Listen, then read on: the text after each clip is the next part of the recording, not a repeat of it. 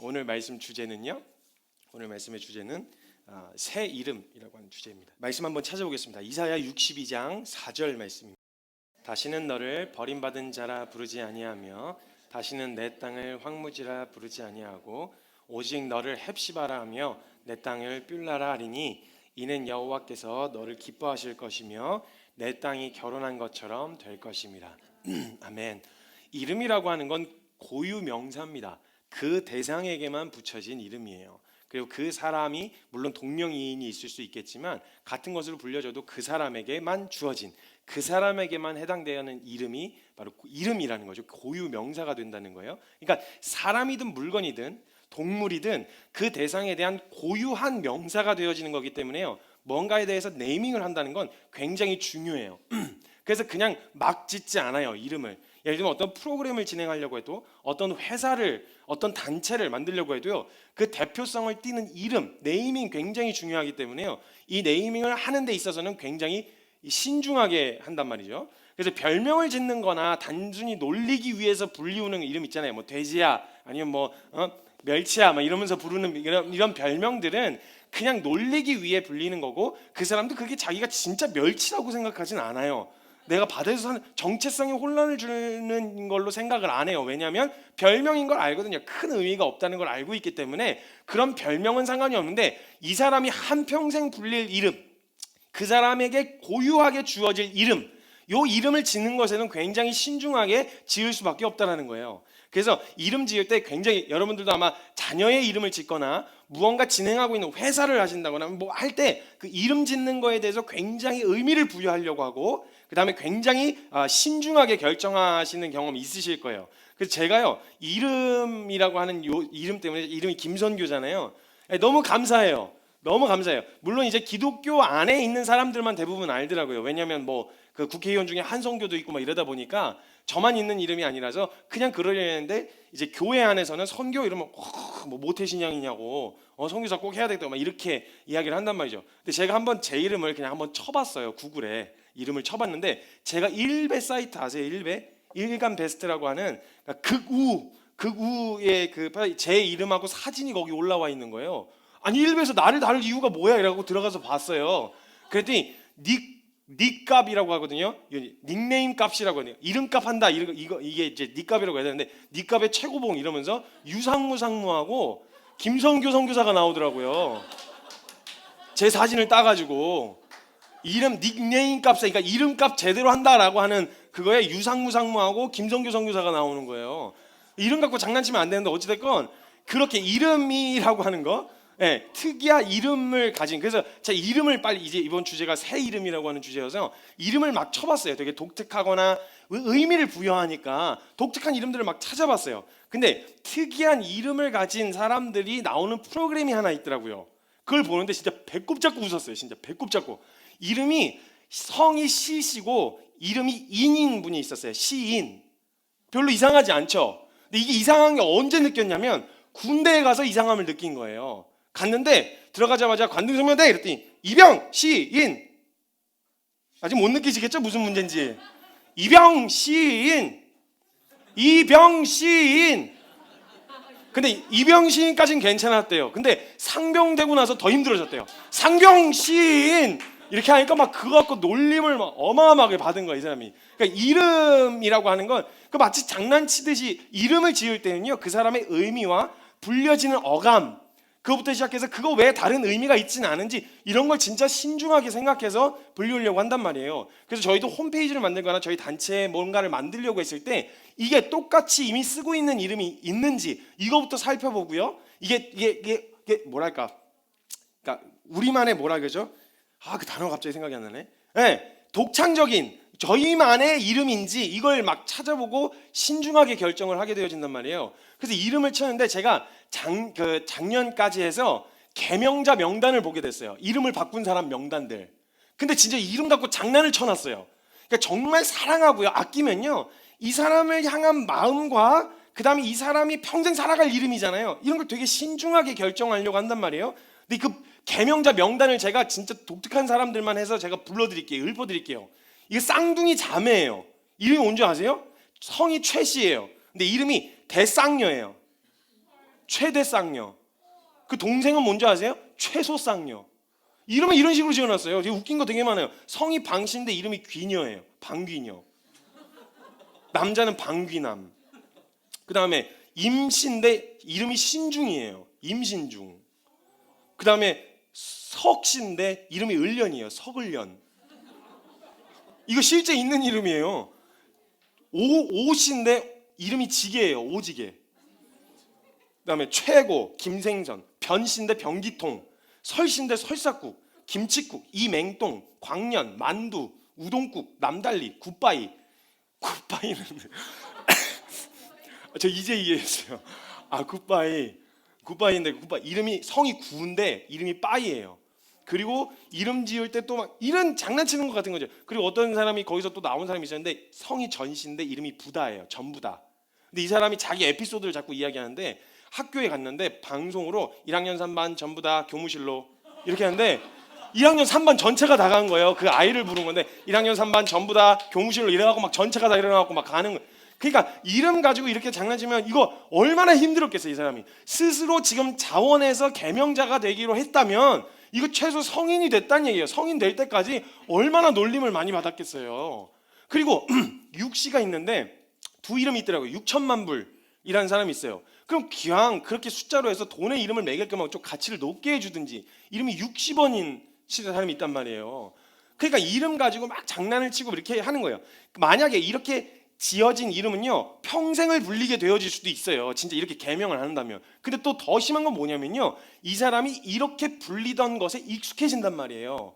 새로운 이름에 적응을 하려면 오래 걸려요, 시간이. 그래서 이 사람이 그냥 만약에 엄씨인데 엄청나가 있어요. 엄청나 이렇게 부르고 있었는데 엄청나로 익숙해진 상황이었는데 새로운 이름으로 바뀌었을 때도요, 주변 사람들은 바뀐 이름에 대해서 이야기해도요 불리던 게 그게 익숙해서 엄청나 이렇게 얘기하면 이 사람도 반응에 뭐가 익숙하게 반응하냐면 엄청나에 반응을 하게 되어지는 거예요. 새로운 엄정화가 아니고 엄청난데 엄정화로 바꿨어요. 근데 엄정화로 바꿨는데 엄정화 이렇게 부르면 둔감해요. 왜냐면 내가 그걸로 불리우지 않고 있었거든요.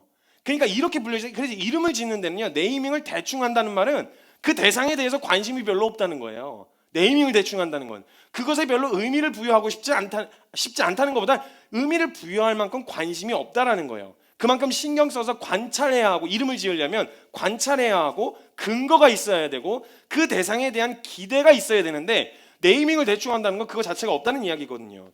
그래서 이름을 지을 땐 진짜 신중하게요 통찰력을 가지고 어떻게든 이 사람 대상에 대해 이름을 지으려고 하는 대상을 관찰하고 오랫동안 바라보고 그 다음에 사랑하는 만큼 심혈을 기울여서 생각하고 또 생각해서 그 이름의 의미대로 살게 되어지길 바라는 마음으로 보통 이름을 지을 거란 말이에요. 특히 자녀의 이름 같은 경우는요.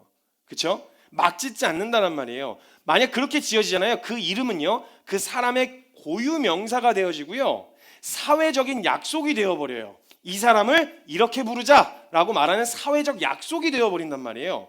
그래서 아들 이름을 지을 때, 저도 진유 이름을 지을 때도요 아내하고 얼마나 기싸움을 했는지 몰라요. 저는 당연히 아빠가 지어야지, 첫 아들은 그냥 아빠가 지어야지, 약간 이런 생각을 좀 갖고 있었어요. 그래서 저는 이미 싱글 때 이름을 가지고 있었어요. 아들을 낳으면 이렇게 짓고 딸을 낳으면 이렇게 지어야지 라고 생각한 이름이 있었어요. 제가 앤드류 머레이라고 하는 책 중에 앤드류 머레이라고 하는 사람이 쓴 책 중에 겸손이랑 순종이라고 하는 책을 되게 감명 깊게 봐서 아들 낳으면 겸손이, 여자 낳으면 순종이 이렇게 지어야 되겠다 이렇게 얘기를 했어요. 제가 이걸 얘기했더니 막 표정이 막 이러면 아이라는 거예요. 그거 안 된다는 거예요. 아니 겸손이 얼마나 이쁘냐고. 그래서 당신이 그 이름으로 상처받았다고 자식에게까지 그 상처를 물려주지 말라는 거예요. 겸손이라는 거예요. 근데 순종이 안 된다는 거예요. 이걸로 막 기싸움을 하면서 팽팽했어요. 그래서 일단 태명은 겸손이었어요. 진유가.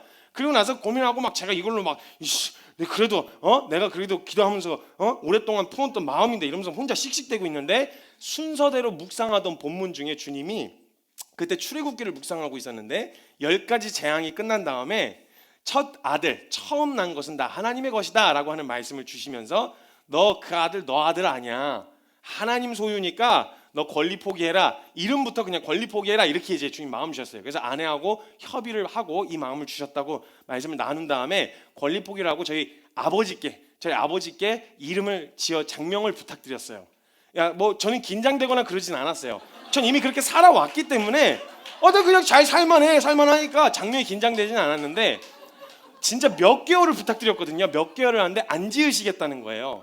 안 지으시겠다고. 아니, 왜냐하면 저희 큰형님 아이가 셋이 있는데 셋 다 장명을 부탁했는데 아버지가 지어줬는데 퇴짜를 맞으셨어요. 그래서 상처를 받으신 거예요.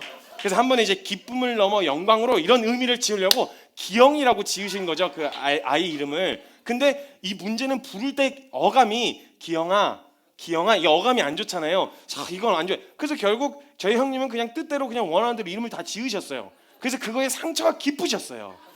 이걸 상처가 아물게 되어지는데 시간이 오래 걸려서 거의 한 6개월이 지날 때쯤에 제가 이름 어떻게 됐습니까? 정해주신 그대로의 이름이 될 겁니다. 그러니까 이름을 말씀해 주세요. 이렇게 얘기했더니 말씀을 하나 보내주시면서 진리를 알지니 진리가 너희를 자유케 하리라 라고 보내는 순간 제 안에 진짜?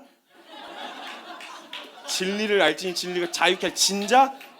이랬는데 그 되게 신경 쓰신 게 느껴졌어요. 진짜 어감이 안 좋다 이러더니 진유, 그래서 김진유가 된 거예요. 한자 이름은 참진자의 말미암을 유, 진리로 말미암아 사는 사람.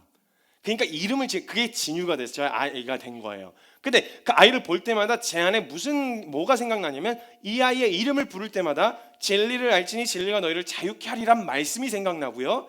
참진자의 말미암을 유자를 볼 때마다 진유라고 하는 한자어를 볼 때마다 진리로 말미암아 사는 사람. 그래서 그 아이가 그렇게 자라주길, 그렇게 살아가게 되길, 물론 여러 가지 고난과 여러 가지 사춘기의 그 암흑 같은 터널을 지날 일이 눈앞에 선이 보이겠지만, 근데 결국은 그 이름대로 하나님이 말씀하셨고 부르셨던 그 이름대로 살게 되어지길 하는 소망함이 생기게 되어진다는 거예요. 그래서 그 이름을, 자녀 이름을 지으려고 해도 이렇게 지어요. 그 이름을 부를 때마다 생각나고요. 그 의미대로 살기를 소망하는 마음으로 이렇게 신중하게 짓는단 말이죠. 근데요, 성경에서 이름에 대한 이야기가 처음 등장하는 곳이 어디냐면 창세기 2장입니다. 이때 창세기 2장 19절 말씀에 보면요, 여호와 하나님이 흙으로 각종 들짐승과 공중의 각종 새를 지으시고 아담이 무엇이라고 부르나 보시려고 그것들을 데리고 아담에게로 데리고 가셨어요. 그러니까 아담아, 너 딱 보기에도 얘네 특징이 어떤 것 같니? 무엇을 목적으로 지어진 것 같니? 라고 아마 보여주려고, 너 이름 지어라 라고 말씀하신 게 아니고요, 어떻게 부르나 보시려고. 그러니까 이름을 부른다는 건, 표면적으로 네이밍을 붙인다는 건 그 특성과 그 지어진 목적과 그것에 대해 바라는 기대함을 가지고 네이밍을 하잖아요. 근데 그것들을 데리고 갔을 때요, 고민할 것도 없이 이름을 짓기 시작하는데 하나님이 보시기에 마음에 흡족하셨어요. 그래서 그것대로 이름이 되어졌다는 거예요. 그러니까 하나님이 그 모든 만물을 지으셨을 때 목적을 가지고 지으셨고요, 그 이름을 짓는다면요, 그 목적을 아시는 분이 가장 잘 지으실 수 있을 텐데 아담을 데리고 아담에게로 그 모든 것을 데리고 가셔서 무엇이라고 부를지 딱 보면 생각날지 보시려고. 무슨 목적으로 지은 것 같니? 이 꽃의 특징은 뭐 같아? 이 동물의 특징은 뭐 같아? 근데 그것을 짓는 족족 하나님 마음에 흡족하셔서 그 이름이 그대로 되었어요. 그러니까 모든 에덴 동산에서 모든 만물들이요, 정확하게 하나님의 영광을 드러내고 하나님께 기쁨이 되어지고 각 지어진 것마다 목적 없이 지어진 것이 하나 없는 독특한 특성들이 있다는 것을 보면 알았어요. 그러니까 이걸 보면서 와, 이걸로 하나님께 영광을 돌리려고 하는 거구나. 와, 이걸로 하나님께 높임이 되려고 하는 거구나. 이걸로 하나님을 찬양하는 거구나. 얘는 색깔로, 얘는 음악으로, 얘는 소리로, 얘는 모습으로, 모양으로 하나님을 높이려고 하는 거구나. 아담 눈에도 그게 보이는 거예요. 목적이 뚜렷하게 보이는 거예요. 그러니까 딱딱딱, 너는 그냥 그때 이름은 아니고 지금 이름 오면 나팔꽃 이랬는데, 나팔로 마치 하나님을 찬양하는 것 같아서 넌 하나님을 찬양하는 나팔꽃 이런 식으로 지었다라는 거예요. 그럼 주님이 보시기에 그게 너무 흡족했던 거예요. 아, 내가 지은 목적대로 보이는구나. 내가 이걸 디자인하고 계획했던 대로 비춰지는구나. 이걸 그냥 주님이 보시기에도 흡족하게 느껴지는 거예요. 아담도 보였고요, 하나님도 그 이름을 짓는데 그 목적을 가지고 지은 대로 불려지는 것을 굉장히 기뻐하셨어요. 그래서 그 이름대로 되었다는 거예요. 하나님이 지으신 마음과 목적이요, 지으신 것들에 그대로 잘 드러나 있었다라는 거죠. 그래서 성경 로마서 1장에 보면 하나님을 알만한 것이 하나님의 창조주 만물을 통해서 지으신 모든 것을 통해서 하나님의 능력과 그 신성이 그가 만드신 만물에 분명히 보여 알려졌다고 이야기를 해요. 딱 보면 알겠는 거예요. 와, 이걸 지은 자가 있으며 지은 목적이 있다는 것. 그럼 우리도 그냥 태어난 게 아니라 하나님이 계획하시고 디자인하셨다면 지은 목적이 있고 하나님이 디자인하시면서 품으셨던 기대와 소망함이 있단 말이죠. 그런데 하나님께서 불리우는 이름보다 그 기준과 목적을 전혀 모르는 사람들이 나를 부르던 이름에 익숙한 거예요. 나를 디자인하고 계획하신 분이 가장 목적대로 너는 이걸 위해서, 너는 이 삶을 위해서, 내 영광을, 내 이름을 찬양하기 위해서 만들었다고 하는 그 목적을 너무 정확하게 알고 계신 하나님이 부르시는 이름보다 우리가 뭐에 더 익숙하냐면 그 기준과 그 목적을 전혀 모르는 사람. 아담은요, 하나님과의 관계가 있었기 때문에 모든 것을 다 하나님과 연관지어서 생각했어요. 그러니까 그것들이 올 때마다 야, 이건 하나님을 노래하는 거구나, 하나님을 찬양하는 거구나, 이렇게 표현할 수 있었는데, 문제는 하나님 없이 살던 세속적 가치와 사람들이 전혀 목적도 모르고 자신의 삶에 대한 목적도 모르는데 남을 부르고 지칭하는데 다 자기 보여지는 대로, 자기가 이해하기 쉬운 대로 서로를 부르기 시작하는 거예요. 넌 이래, 넌 이래. 근데 우리의 뭐가 더 예민하고 뭐가 더 익숙하게 반응하냐면 하나님께, 날 지으신 목적을 아시는 하나님께 불리우는 이름보다 사람들에게서 불리우는 이름에 더 익숙하게 반응하는 거예요. 누구야? 라고 반응하면 거기에 반응하는데, 주님이 나를 하나님의 목적대로 나를 이름을 지으시고 부르시는데 거기엔 둔감한 거예요. 내 이름 같지가 않은 거예요. 하나님의 목적은 지으신 만물에 하나님의 능력과 신성이 마음껏 나타나고 하나님의 영광을 드러내며 그곳에서 사람과 마음껏 교제하기 원하셨다면 가장 하나님의 아름다움과 탁월한 창조 능력을 마음껏 뽐내는 이름을 지었을 거란 말이에요. 그래서 궁금해졌어요. 그 창세 때 아담이 뭐라고 지었을까? 지금은 이제 여러 가지 언어도 바뀌고 서로 다양한 이름을 가지고 있잖아요. 우리는 그냥 코끼리 이렇게 부르지만 영어로 엘리펀트라고 부르잖아요. 그러니까 서로 다르단 말이에요, 이름이. 근데 첫 아담이 동물들이 자기 앞으로 오고 그리고 만물들을 보여주시면서 이거 이름 뭐라고 할래 보여주실 때 네이밍을 뭐라고 했을까 되게 궁금해지더라고요. 아직도 궁금해요. 나중에 가서 물어보려고요. 그래서 하나님의 마음으로 사람을 바라보고 하나님의 마음으로 이야기해주는 사람이 필요해요. 주변에 항상 일깨워주는, 사람들대로 세속적 가치 안에서 내 가치를 평가받고 불려지는 것이 아니라, 그래서 교회를 두셨나 봐요. 서로 그렇게 보라고. 잊지 마, 너 사람들한테 하도 치이고 살아도 너 하나님은 널 이렇게 부르셔. 하나님의 목적과 너를 향한 계획은 이런 거야 라고 하나님의 마음을 담아 서로 교제할 수 있는 공동체를 꼭 두신 모양이에요. 그래서 창세기에 지은 이름이 굉장히 궁금했는데 어찌됐건 그때는 정말 하나님의 마음에 합족한 이름이었을 거라는 거죠. 그리고 네이밍을 하면요, 사람들이 뭐 이름을 정해주면요, 그렇게 지어진 이름으로 불려지기 시작하고 사람들, 그 주변에 있는 사람들도 그렇게 부르는 것이 사회적인 약속이고, 그렇게 불리우는 사람은 그것에 익숙해지고 길들여지기 시작해요. 그래서 그 이름으로 사는 것에 길들여져 가지고 다른 이름으로 불리우는 것에 대해서 굉장히 어색할 뿐만 아니라 그게 자기를 부르는지 못 알아들어요. 갑자기 저보고, 제가 여자 이름을 누가 지어줬었거든요. 선녀라고. 제 여자 이름이 넌 선녀라고 해라 이렇게 했는데, 지금 여러분이 만약에 나가시면서 선녀 선교사님 이렇게 부르면요, 저는 못 알아들어요. 저를 부르는지 몰라요. 제가 아무리 뭐 그런 이름이 있다고 소개하고 제가 이름을 개명했어도요, 저는 지금까지 32년을 살아오는 동안 선교로서 불리우던 이름이 익숙해졌기 때문에요, 다른 이름으로 저를 부르면 제가 반응을 못해요. 아, 나 부르는 거였어? 나 부르는 거, 이렇게 당황하게 되어진다는 거죠. 근데 호칭도 마찬가지예요. 호칭도 뒤에 붙는 호칭도 계속 불려오던 호칭이 있는데, 만약 다른 호칭을 부르면요 되게 어색하고 되게 난 어쩔 줄 모르겠어요. 다른 호칭으로 불려주면. 저는 선교사라거나 간사라거나 형제라는 말에 굉장히 호칭이 익숙해요. 그래서 형이나 오빠 이런 소리가 되게 어색해요. 근데 제가 밖에 나갔는데 제가 나이가 그렇게 많지 않으니까 청년들과 같이 교제하거나 이렇게 했을 때 굉장히 친밀해진 공동체들이 몇 그룹 있단 말이에요. 근데 이분들 중에 형 뭐 이렇게 부르는 사람들인데 형도 좀 어색한데, 특별히 제가 어쩔 줄 모르겠는 그 호칭이 하나가 있는데 그게 오빠예요. 이걸 들으면 제가 어쩔 줄 모르겠어요. 근데 희한하게 나쁘지 않아요. 어색한데 굉장히 나쁘지 않아요. 그래서 성교 오빠 이렇게 부르면 저도 지금 제 입으로 얘기하는데 되게 어색하거든요. 성교 오빠 이렇게 부르는 사람이 있어요. 오빠 그러면 제가 뭐라고? 다시 한번 얘기 뭐라고?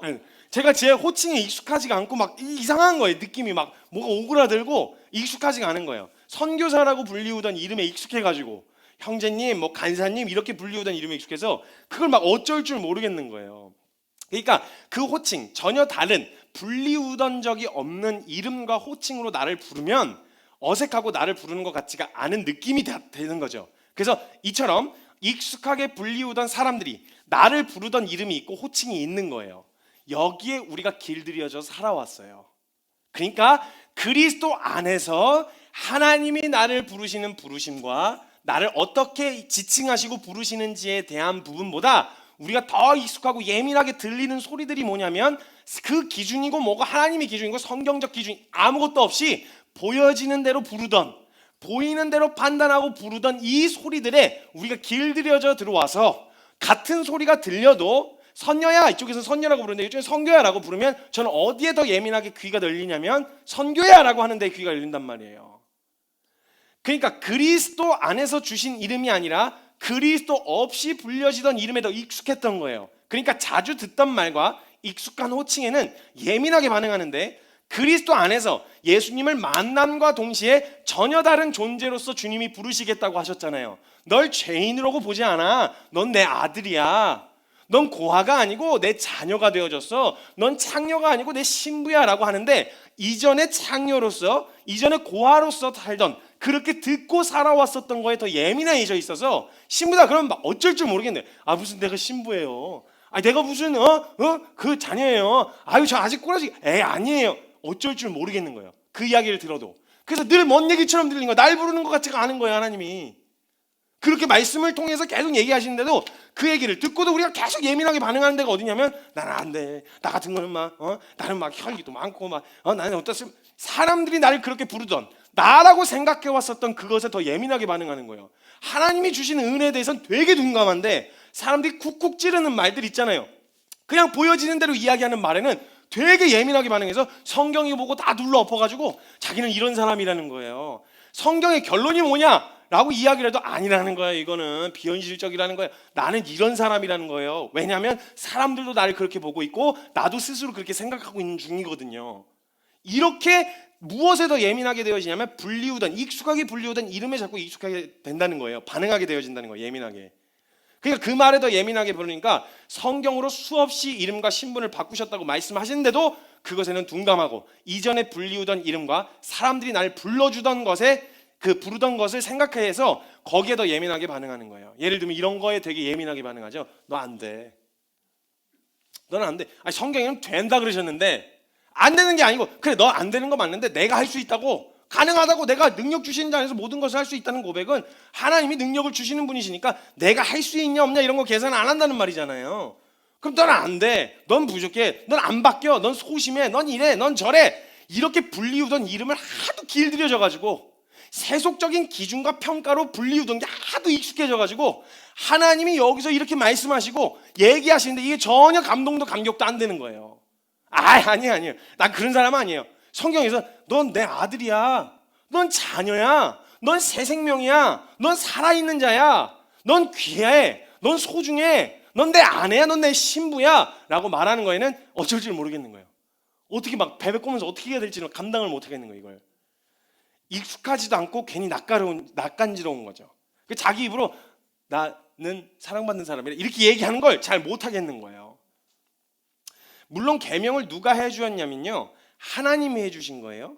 하나님께서 나를 계명해 주셨다는 것에 대하여 사람들은 모를 수도 있어요. 그래서 몰라서 그 사람들이 나를 그렇게 부를 수는 있어요. 근데요 관계 안에서요 인격적인 관계 안에서요 둘 안에서만 불리우는 호칭이 있습니다. 제가 만약 아무 여자한테나 다 여보라고 하고 다니면 이러면 진짜 어이없는 이거 되게 이상한 거예요. 맞아야 되는 거예요. 이건 그렇죠. 근데 여보라는 말의 유래를 아시나요? 여보라고 하는 말의 유래가요. 그 예전에는 얼굴을 모르고 집안끼리 결혼하는 경우가 많아서 되게 어색해. 연애를 하고 나서 알고 나서 결혼한 게 아니라 결혼식 날 처음 본 사람들도 많았대요. 그래서 뭐라고 부를 이름이 없으니까 여보시오 여기 좀 보시오 이래가지고 여보가 된 거예요. 그러니까 한마디로 말하면 헤이 헤이 헤이 헤이 헤이 이렇게 부르는 거예요. 헤이 헤이 이렇게. 그러니까 그 뭐라고 애틋하지도 않고 뭔가 따뜻하지도 않은데 뭐라고 일단 불러는 놔야 되겠으니까 이름이 잘 모르겠으니까 헤이 헤이 여자 야 여보 헤이 이렇게 해서 생겨난 게 여보라는 이름이 유래더라고요. 네, 대부분 그렇게 해석을 한다고 하더라고요. 근데 둘만의 표현되어지는 애칭이 있어요. 예를 들면 자기, 예를 들면 막 그냥 오빠는 뭐 여러 개 많이 쓰이지만 뭐 이제 그 애칭 있잖아요. 제가 얘기하기가 너무 낯간지러워서 못 하겠어요.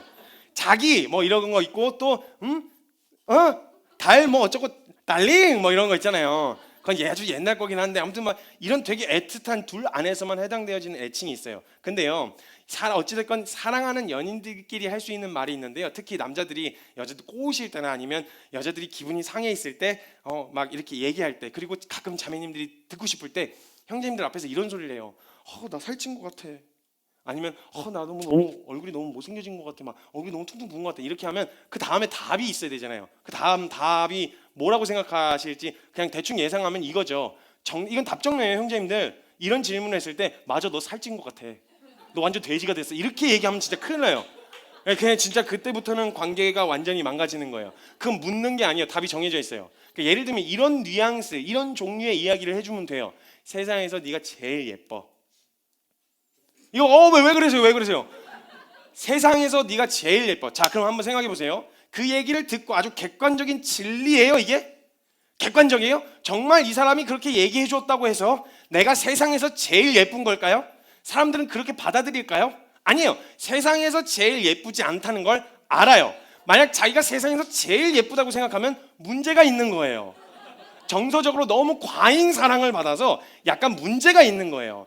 근데 그 사람이 얘기해 줄 때요, 세상에서 제일 예뻐라고 이야기하면요, 내가 세상에서 제일 예쁘다는 생각으로 막 자부심이 들고 막 프라이드 이렇게 되어지는 게 아니라 저 사람 눈에 그렇게 비춰졌다는 것이, 그것이 다른 사람들이 뭐라고 하든 내가 사랑하는 사람이 날 그렇게 바라봐주고 있다는 것만으로도 난 충분히 나는 충분히 그냥 기쁜 거예요. 행복한 거예요.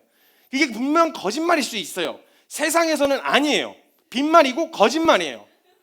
그걸 얘기하는 사람도 나 지금 거짓말하고 있구나 라는 걸 알아요. 세상은 무슨 이런 걸 알고는 있단 말이에요. 근데 대부분은 그 얘기를 듣는 사람은 제일 이쁘다라고 하는 객관적 진리로 듣지 않는다는 거예요. 자, 그럼 나 누구보다 이뻐, 누구보다 이렇게 들이대지 않아요.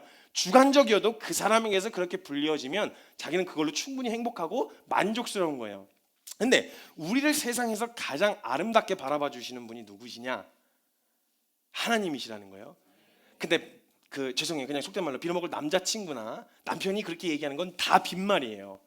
아니, 마음에 진심이 담겨 있어도요, 세상에서 제일 이쁘게 만들어줄 수 있는 사람이 아니잖아요. 그 사람 눈에만 이쁘단 말이에요. 근데요, 우리한테 너 가장 아름답다, 너 세상에서 제일 이쁘다, 넌 세상에서 가장 소중하다라고 우리에게 그렇게 부르시는 분이 누구시냐? 계획하신 대로 만드실 수 있는, 계획하신 대로 행하실 수 있는 그분이 만약에 너 세상에서 제일 예뻐 이렇게 얘기하면요, 그건 객관적 진리가 돼요. 세상에서 제일 이쁜 게 되는 거예요. 사람들이 뭐라고 이야기하냐 상관없어요. 그건 몰라서 떠드는 말이에요. 근데 창조하시고 계획하신 대로 절대적 기준을 가지고 계신 하나님이 세상에서 제일 이쁘다고 하셨으면 세상에서 제일 이쁜 거예요. 근데 세상에서 가장 소중하다고 말했으면 가장 소중한 거예요. 이건 뭐 갖다 붙일 이유가 없어요. 왜? 말씀하신 대로 되신 거죠. 빛이 있으라 하시면 빛이 있는데 세상에서 제일 예뻐라 그러면 세상에서 제일 예쁜 거예요. 그분이 우리를 그렇게 부르시면 모든 것의 기준이 되시는 하나님이 우리를 그렇게 말씀하시고 평가하신다면 그게 결론이 되는 거예요. 그럼 넌 못생겼어, 넌 정상이 아니야 라고 말하는 세상의 말이 진리예요? 아니면 넌 세상에서 가장 소중하고 아름답다라고 말씀하시는 하나님의 말씀이 진리예요? 하나님의 말씀이 진리죠. 그런데 우리는 뭐에 더 예민하게 반응하냐면 아름답다, 이쁘다, 진리가 되시는 하나님이 아름답다, 이쁘다, 소중하다라고 말씀하시는 말씀에는 예민하게 반응하지 않고 뭐에 더 예민하면 이 사람들에게서 그 이쁘다는 소리를 듣고 싶은 거예요.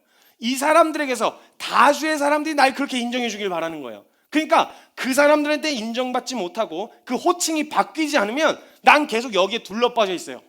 창조주이신 하나님이 바꿔주신 이름에는 둔감하고 사람들이 제멋대로 부르기로 결정한 나름대로 자기의 기준대로 서로를 막 부르고 마음에 안 들면 그냥 막 까는, 있잖아요. 이유가 없어요. 그냥 까고 싶으면 까는 거예요. 그런 되도 않는 기준들로 평가하고 이야기하는 이 말들에 더 예민하게 반응해서 자꾸 거기에 둘러 엎어진다는 거예요. 우리가 이런 감정, 이 정석, 우리의 의지, 이 모든 것이 세상과 사람들에게 불리우던 것에 자꾸 굴복하고 있는 거예요. 왜냐하면 그게 더 익숙했기 때문에, 그것에 오랫동안 너무 노출되어 있었기 때문에. 그래서요, 제가 청년들하고 상담하면요, 찾아와서 저희 지체들 안에서도 청년들도 상담할 때 많이 하는 질문 중 리스트 중에 탑 10에 드는 질문이 이거예요. 저는 하나님이 나를 사랑하시는지 잘 모르겠어요. 나 같은 걸 사랑하실까 싶은 생각이 들어요. 하나님이 나한테 실망하셨으면 어떡하지? 이런 생각이 들어요. 하나님이 나를 사랑하시는데 그 사랑 왜 사랑하시는지를 모르겠다는 이야기를 되게 많이 들어요. 되게 많이. 근데 이거 다 누구에게서 듣던 말이냐면요, 그리스도 안에서가 아니라 세상에서 나를 바라보며 너가 이 정도의 기준과 이 정도의 능력과 실력을 갖추지 않으면 듣게 되어졌었던 평가들이었어요. 넌 사랑받을 자격이 없어. 넌 인정받을 자격이 없어. 넌 사람들한테 칭찬받을 자격이 없어. 왜? 넌 이 기준에 미치지 못했거든. 이 기준에 익숙해 하다 보니까 하나님 정도의 수준의 기준, 거룩, 하나님 정도의 요구하시는 삶, 이거는 자기가 못할 것 같아. 그러니까 이 사람들 말에 익숙해져서 거기에 소리를 더 귀 기울이느라 하나님이 아무리 사랑하신다고 이야기하시는데, 네가 죄인 되었을 때 사랑하셨다고 이야기하시고, 나는 의인을 부르러 온 게 아니라 죄인을 부르러 왔다고 성경 내내 얘기하시는데 여기엔 둔감한 거예요. 우리가 뭐에 자꾸 예민하게 반응하게 되어지냐면, 사람들이 떠들던 근거도 없는 말들, 자기 나름대로 기준대로 떠들던 말에 익숙해져서 그래서 상처받을까, 그래서 욕먹진 않을까, 그래서 사람들한테 쪽팔리진 않을까, 여기에 온통 둘러빠져서 하나님이 하시는 말씀에 반응을 못하고 있는 거예요. 그리스도 안에서 불리우던 이름이 아니라 그리스도고 뭐고 기준도 없이 불리우던 이름이 익숙하게 되어진 거예요. 그러니까 그것도 마치 나를 그렇게, 하나님도 나를 그렇게 부르시고 생각하실 거라고 단정 지어버리는 거예요. 자녀들을 키울 때도요, 세속적 가치에 휘둘리지 않기를 바라면서요, 세상에서도 무시받지 않기를 바라는 마음 때문에요, 세속적인 가치를 적용해서 아이를 가르쳐요. 무시받게 하고 싶지 않은 거예요. 그게 아니어도 부모 마음엔 너무 사랑스러운 자녀이지만, 이렇게 길들여진, 우리 사회에서 길들여진 반응들 때문에 결국은 세속적인 가치가 적용될 수밖에 없어요. 그러니까 하나님께도 인정받는 방법, 하나님께도 사랑받는 방법은 무슨 기준이냐? 사람들이 흔히 말하는 기준인 거예요. 뭔가 잘해서 베스트가 되어서 하나님께 영광이 되는. 하나님 베스트를 원하시지 않았어요. 최고의 것을 원하신 건 어떤 실력적 기준을 말하는 게 아니라 내가 하나님께 최고의 것을 드리고 싶어하는 그 마음의 중심을 기뻐하시는 분이시지, 최고의 것 자체를 기뻐하시는 분이에요. 그래서 하나님 안에서는 돈 1,000만 원, 2,000만 원이나 과부의 동전 두렙돈이나 가치로 봤을 땐 주님 안에는 하나 다를 게 없는 동일한 가치라는 거예요.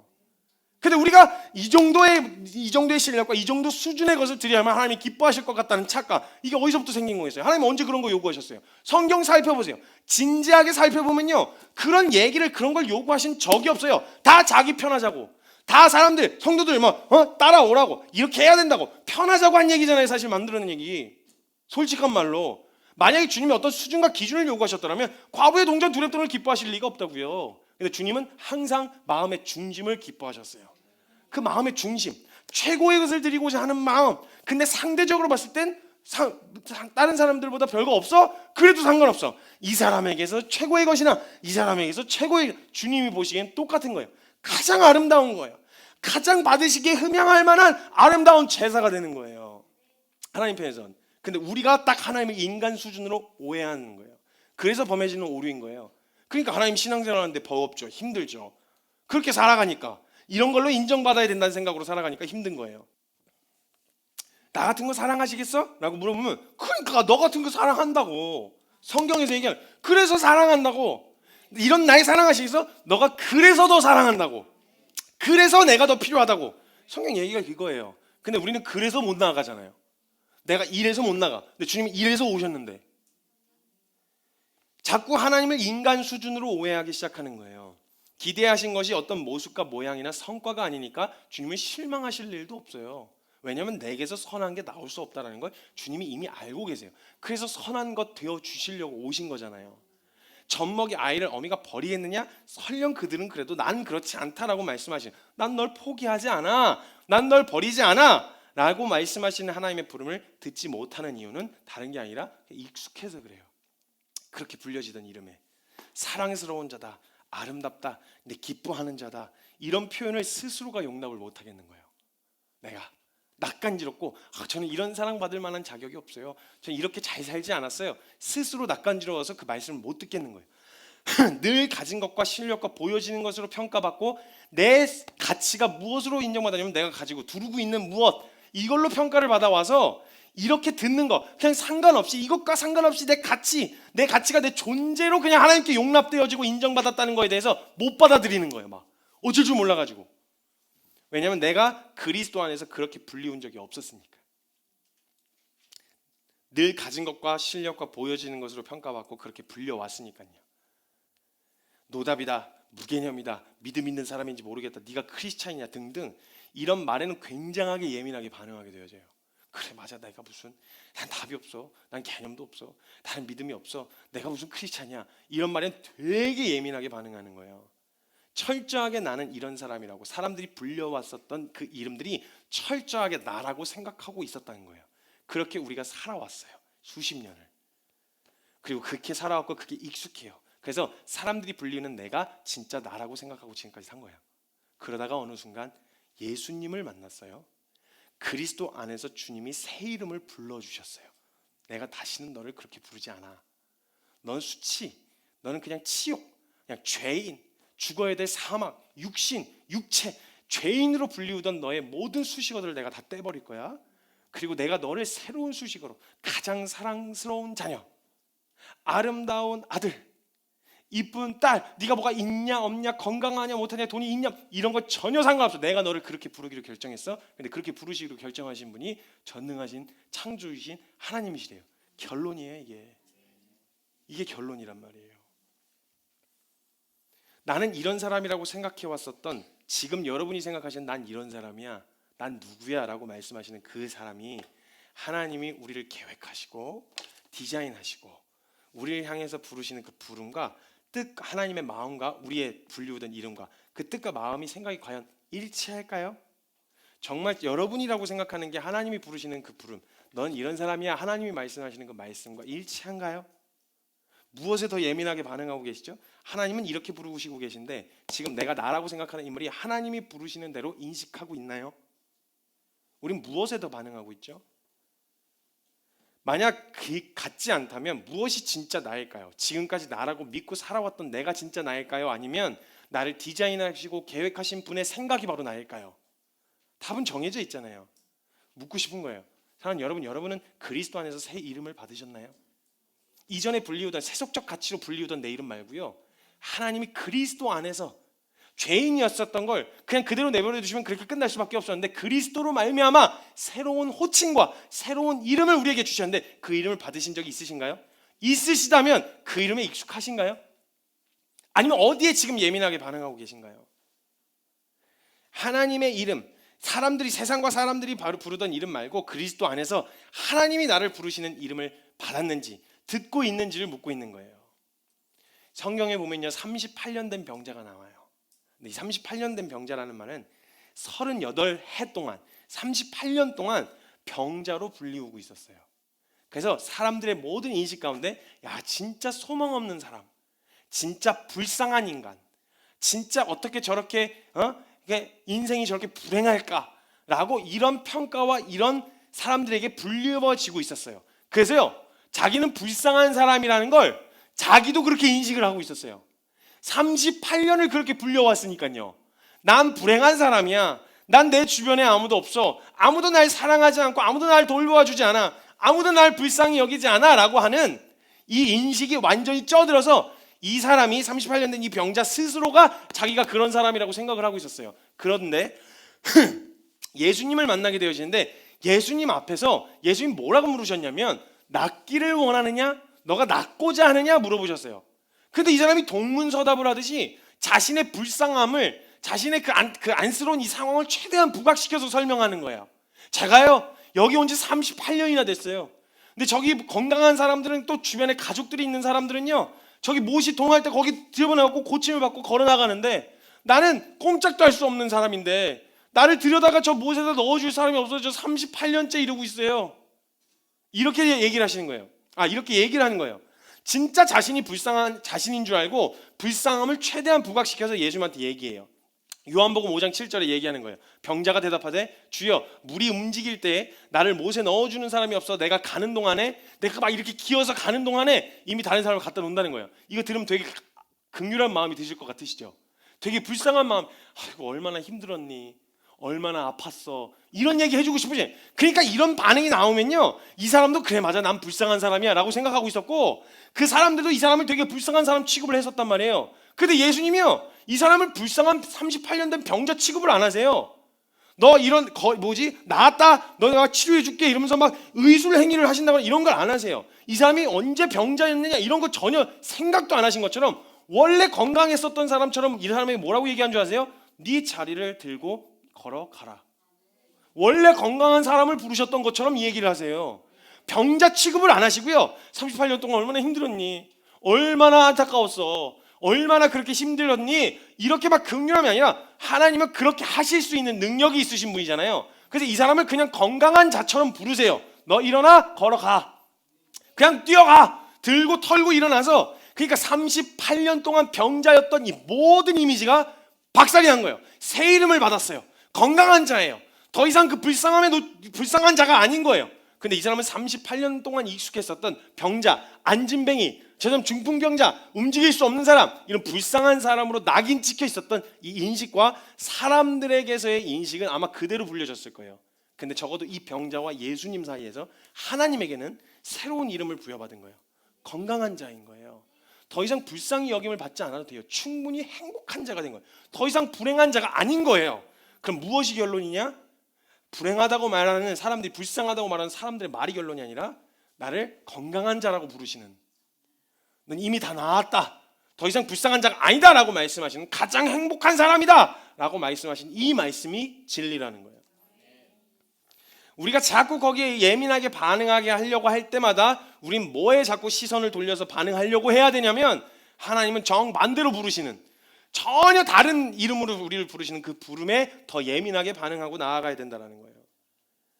내 자리를 걸어가라 말씀하셨던 것처럼 건강한 사람, 즉 병에서 고침받은 사람에게 말씀하시는 게 아니라 이미 건강했었던 사람에게 앉아서 너 빨리 걸어서 가, 저 빨리 뛰어가, 이렇게 얘기하시는 것처럼 그 병에서 또 완전히 놓아주시면서 그 모든 사람들에게 불려오던 자신이라고 생각했었던 이 모든 게 바뀌게 되어지는 거예요. 한순간에 지금까지 불쌍한 사람이라고 생각했었던 38년의 시간이 아니라 잠시 잠깐의 만남이었지만 그 만남을 통해서 너가 생각하는 네가 진짜 네가 아니야, 내가 말하는 네가 진짜 네야.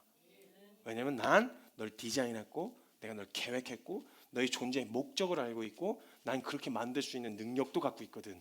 그러니까 내가 말하는 네가 진짜 너야. 그러니까 누구의 말에 귀를 기울여야 되냐? 만드신 분 하나님 말씀에 더 귀를 기울여야 되는 거예요. 사람들의 말이 아니라 하나님 뭐라고 말씀하시느냐, 이게 더 중요하다는 거예요. 사랑하는 여러분, 그리스도 안에서 하나님이 나를 부르시는 새 이름을 받으셨습니까? 고아에서 아들로, 창녀에서 신부로, 죄인에서 의인으로 이 새롭게 불려지게 시작되어진 이 이름들이 물론 익숙하지 않을 수 있어요.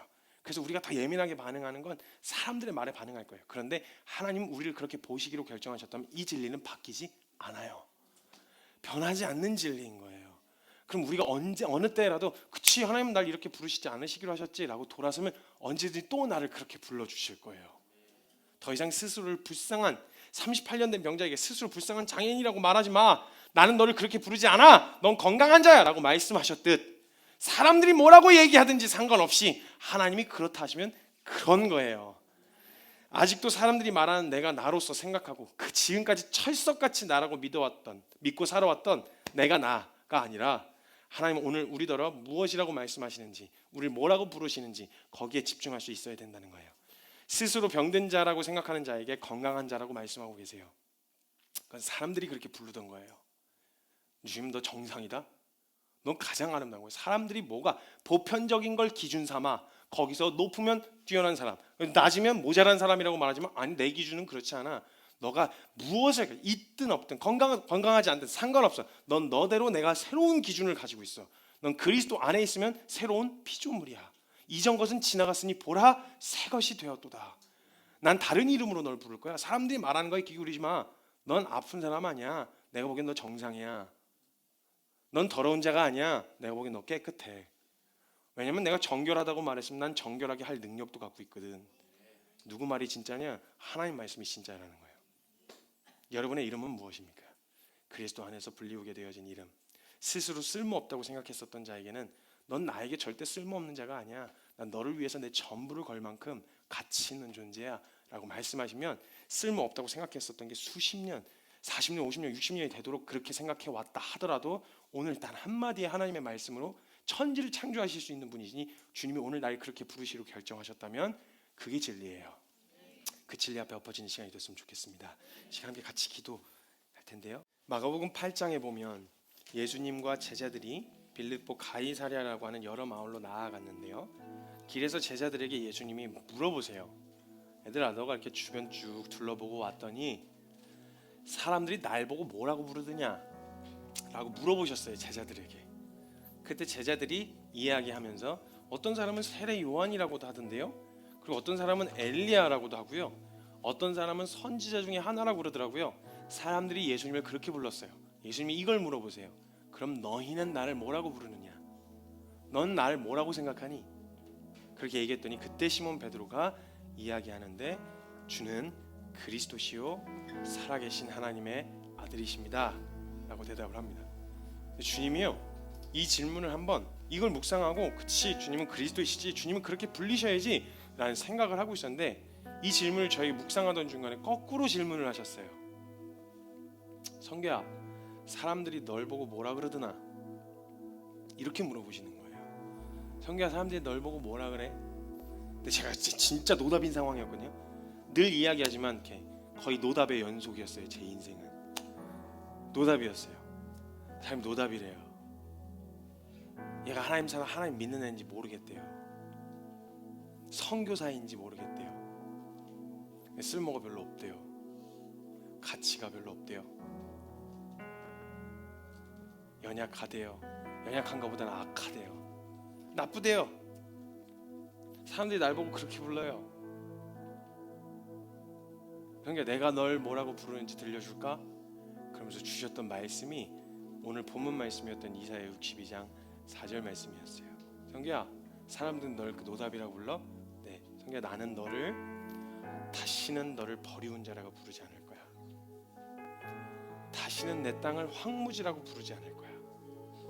너를 내가 헵시바라 하고 뷸라라 하니 이는 가장 내게 기뻐하는 자고 가장 사랑받는 자고 마치 결혼한 신부와 같이 난 널 그렇게 보고 있어. 사람들이 이야기하는 너와 내가 이야기하는 너가 참 대조된다, 그치? 넌 뭘 믿을래? 뭐가 진짜 너라고 생각하니?